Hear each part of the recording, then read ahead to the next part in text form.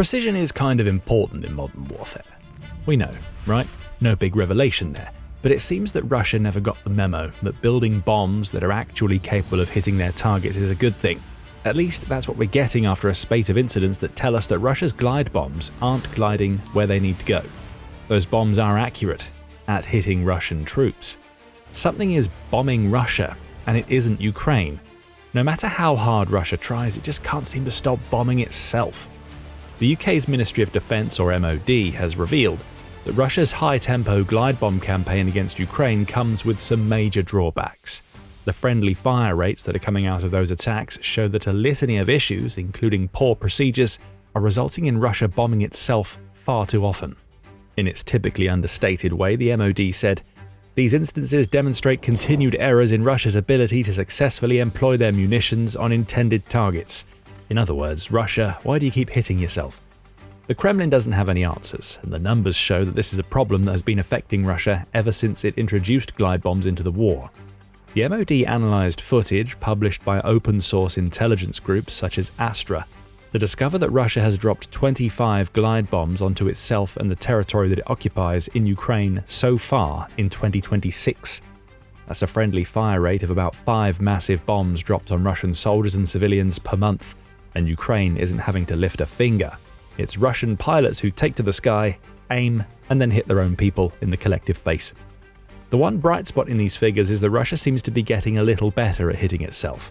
In 2025, there were 143 recorded instances of Russia hitting itself with its own glide bombs, creating an average of 11.9 incidents per month. 2024 was even worse. Russia managed to smash itself an average of 13.75 times per month with its glide bombs for an annual total of 165. So, well done, we guess. Only 25 instances of launching bombs at yourself is the best you can do, Russia? While the Kremlin might celebrate the fact that it's only giving itself one black eye instead of two, the everyday Russians who feel the force of their country's own weapons won't be quite so happy. 25 friendly fire incidents is still 25 too many. As the resident of Dubova in Russia's Belgorod Oblast, who was hit by a glide bomb on May 16th, would tell Putin and his cronies. At least they would have said that to Putin. They can't now because the terrifyingly powerful glide bomb that struck their home also claimed their life. We imagine that Russia's people are getting pretty frustrated at this point. After all, Russia hitting itself has been a problem for far too long now. As far back as April 2023, Business Insider was reporting on an incident where a Russian fighter jet accidentally bombed its own territory. Again, the incident took place in Belgorod, and it's interesting due to it happening before Russia introduced glide bombs into the war. The Russian Defense Ministry characterized what happened as an abnormal descent of aviation ammunition, which is an interesting way of saying that an Su-34 pilot had accidentally attacked his own people. That pilot may have been one of the first, but he was far from the last. Fast forward about a year and Russia was at it again. This time, glide bombs were in play, as Russia was launching one of its horrific aerial assaults against the Ukrainian city of Kharkiv.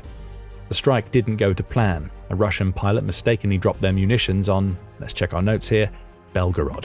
Really, Russia? What did this one border city do to deserve being hit with so many of your own bombs? Was Ukraine not doing enough to hit Belgorod, so your pilots felt that they needed to get in on the action? Sarcasm aside, what these incidents show us is that Russia has always had a bit of a problem when it comes to the accuracy of its aerial weapons, and that problem has only gotten worse since the country introduced glide bombs into the fray.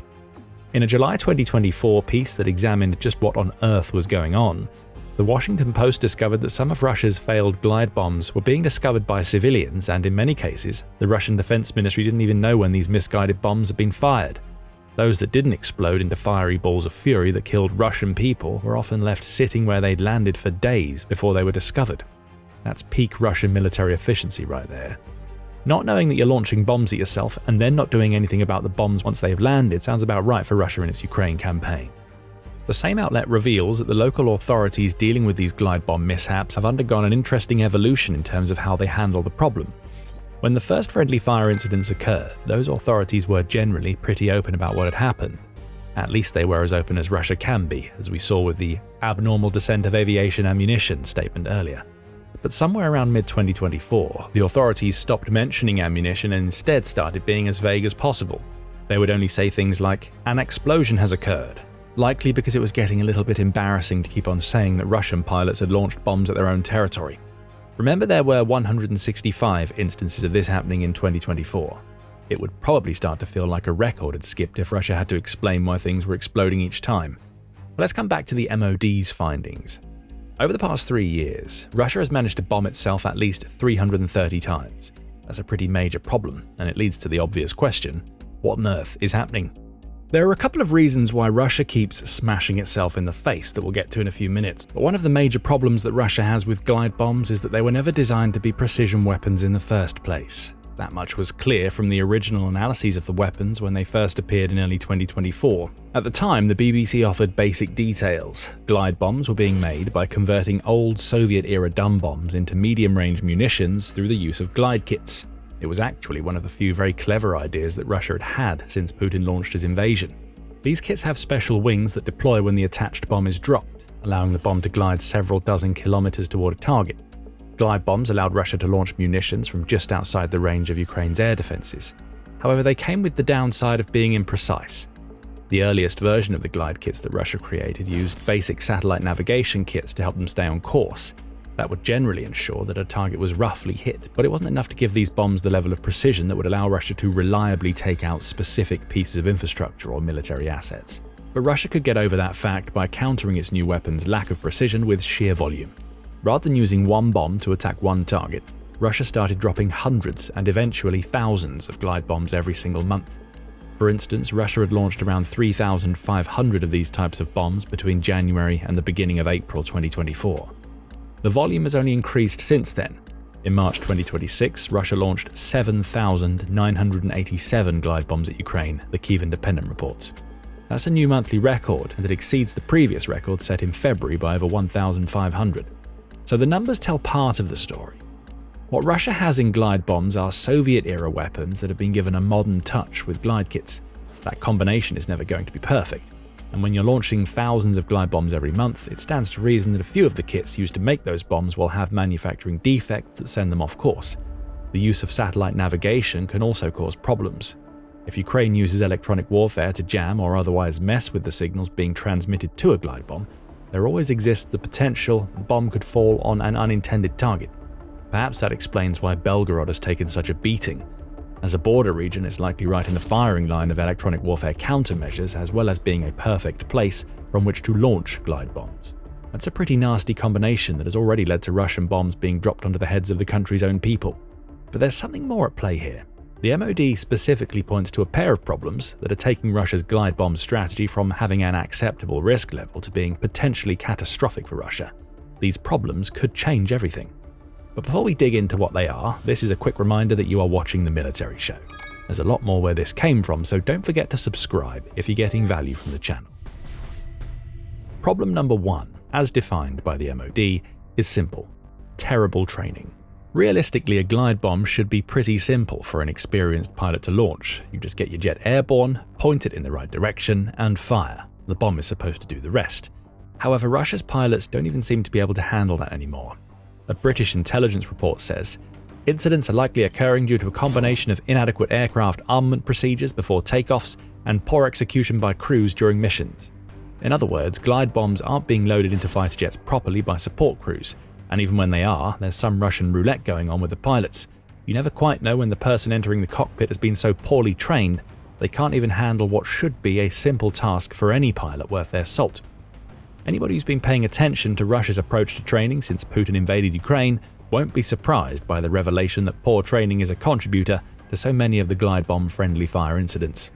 As far back as September 2022, it was revealed that Russia was shortening its training courses for new soldiers as it tried to deal with manpower issues that had arisen from the supposed special military operation, lasting many months beyond what Putin had anticipated. Several years later, this lackadaisical approach to training has only gotten worse.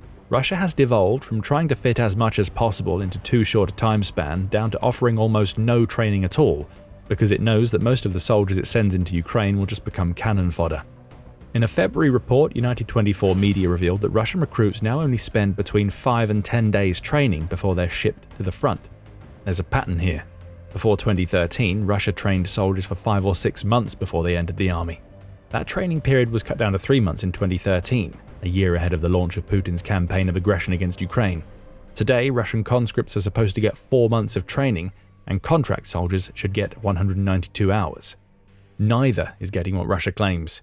You might think that the training issues that affect the rank and file on the ground wouldn't impact pilots. These are personnel who need to fly very complicated pieces of machinery. Surely Russia takes its time with them. It should. But remember that Russia has lost 436 planes and 353 helicopters since the beginning of the war, per Ukraine's Ministry of Finance. That's a lot of experienced flyers who have been turned into dust, and that has a clear effect on the level of training that Russia can offer to its pilots. Russia lost so many of its pilots in the first place because of poor training practices and the forced use of outdated equipment, according to a study by the Royal United Services Institute. Almost none of Russia's pilots have received training in providing close air support to forces on the ground, for instance. With so many pilots dead and an obvious urgency to get more in the air, it shouldn't be surprising that Russia is cutting corners on pilot training. It was already doing just that before Ukraine. Now, too many of Russia's flyers don't even know their aircraft well enough to launch a glide bomb without hitting their own territory. This problem isn't going to get better, by the way. In a May 22nd report, Defense 24 pointed out that Russia's air force is a shadow of what it was during the Soviet era. A combination of lower demand for pilots before the Ukraine war and a campaign of consolidation means that Russia has fewer aviation schools than it had before the fall of the Berlin Wall. Training aircraft are ancient, with the best that most pilots can hope for being older Su and MiG models. And even as Russia tries to establish 3 new pilot schools in 2026, none of it is coming fast enough to lead to the sorts of improvements needed. Poor training means that more glide bombs are going to drop on Russian territory. Probably Belgorod. Sorry, Belgorod. Training being such an issue is bad enough for Russia, but behind that problem lies another, and it's perhaps an even bigger issue. We'll allow British intelligence to explain. The frequency of these incidents likely indicates a certain level of fatigue among both air and ground personnel in the Russian armed forces, as well as a lack of sufficient training. We'll go one step further and suggest that it's not just fatigue among Russian Air Force personnel that's a problem. The sheer amount of strain being placed on the creaking airframes that are tasked with launching the glide bombs may also be contributing, there being so many instances of friendly fire. There's plenty of logic behind the UK's intelligence statement. Russia's pilots and their crews are combining to fly more than 200 sorties against Ukraine every single day, launching anywhere between 180 and 250 glide bombs in the process. It makes sense that fatigue would start to become a factor. Day in and day out, it's the same old grind. Pilots go up, fire, and come down. Crews are working around the clock to ensure the airframes that pilots fly are capable of doing these 3 things. It stands to reason that overworked and exhausted personnel will start making mistakes. Russians die as a result of those mistakes. And it's Putin's unrealistic demands, rather than anything that Ukraine does, that is the reason why. But then there's fatigue being experienced by the airframes themselves. Russia predominantly uses fighter jets such as the Su-34 in its glide bomb campaign. Those jets aren't invincible. They have a service life, typically somewhere in the region of 6,000 hours for the Sukhoi range of jets. The never-ending sorties demanded by Putin mean that Russia's airframes are on the fast track to reaching the end of their lifespans. We're already starting to see evidence that this is the case. In a January 2025 report, Defense Express said that 550 of the 1,200 aircraft that are in active service in the Russian military are approaching the end of their service lives. Russian manufacturing is nowhere close to keeping up with this attrition, so airframes that shouldn't really be in the sky anymore are being pushed to the very edge to squeeze the last bit of attacking potential out of them before they have to be retired. Move ahead a year or so to February 2026 and some interesting photos emerged from Russia's Lipetsk airbase. There is an entire aircraft graveyard building up at that base. According to Aerospace Global News, that graveyard contains 56 MiG-29s, 25 MiG-31s, a pair of Su-24s, 3 Su-25s, and 7 Su-27s. The same outlet says that at least 23 other aircraft have been moved to the storage ramp at Lipetsk between June 2022 and June 2025, which suggests that even more are awaiting decommissioning. What this tells us is that Russia is starting to run low on its Soviet-era airframes. That means new jets, such as the Su-34, will have to conduct even more sorties, which means they'll be coming to the end of their lifespans far quicker as Putin's demands for yet more glide bombs grows. Now, combine aircraft at the end of their life cycles with exhausted crews and pilots, and what do you get? A double dose of fatigue that has explosive consequences far more often than Russia wants to admit. So the real story here isn't that Russia has a precision weapons problem. It does. Russia can't build many of its most modern weapons without using Western machinery and components, which is one of the reasons why it's become so reliant on glide bombs in the first place. But the real story here is one of failure within the Russian Air Force.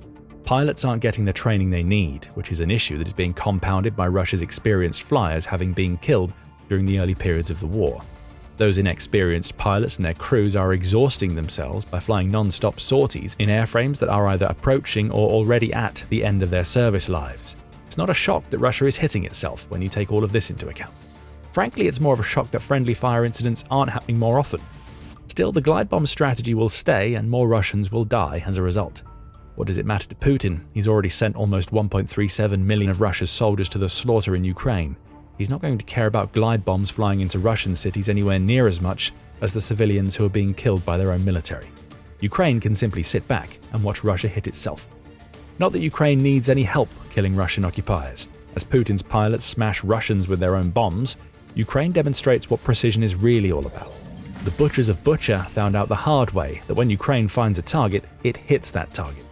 Dozens of the butchers are dead or injured, and it's all a result of one of the most impressive drone strikes of the entire war. If you want to find out more, watch our video. And if you enjoyed this video, make sure you subscribe to The Military Show to see more stories of how Russia's ineptitude is costing Putin the war that he started. And thank you, as always, for watching.